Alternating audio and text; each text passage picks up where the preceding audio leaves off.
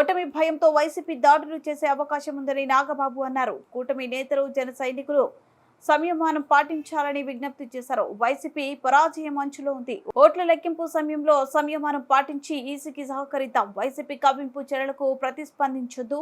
మనం ప్రజాస్వామ్యాన్ని గౌరవిద్దాం. ఖచ్చితంగా కూటమి ప్రభుత్వం ఏర్పడబోతుందని నాగబాబు వీడియో రిలీజ్ చేశారు.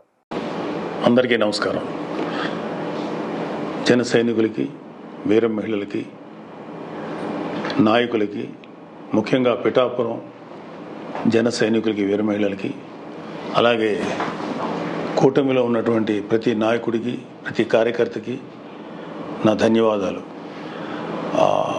ముఖ్యంగా ఇవాళ కూటమి విజయానికి చేరువలో ఉంది. వైసీపీ పరాజయం అంచుల్లో ఉంది.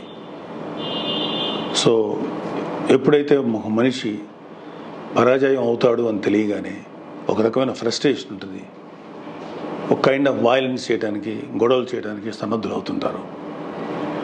మీ అందరికీ నా విన్నపం ఏంటంటే, ముఖ్యంగా జన సైనికులకి, వీర మహిళలకి, నాయకులకి, రేపు ఓట్ల లెక్కింపు సమయంలో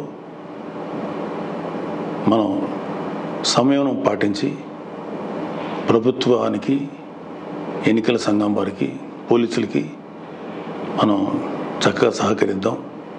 అలాగే వైసీపీ వారి యొక్క ఎటువంటి కవ్వింపు చర్యలకి ప్రతిస్పందించద్దు అని చెప్పి మిమ్మల్ని అందరినీ మనస్ఫూర్తిగా కోరుకుంటున్నాను. ఎందుకంటే ఏమీ లేని నాకు ఎగిరెగిరి పడుతుంది, అన్నీ నాకు అడిమడిగా ఉంటుంది అన్నట్టు మనందరం సైలెంట్గానే ఉందాం. కూటమి సభ్యులందరికీ, అలాగే జనసేన కార్యకర్తలకి, వీర మహిళలందరికీ ఒక మనవి, మనం ప్రజాస్వామ్యాన్ని గౌరవిద్దాం.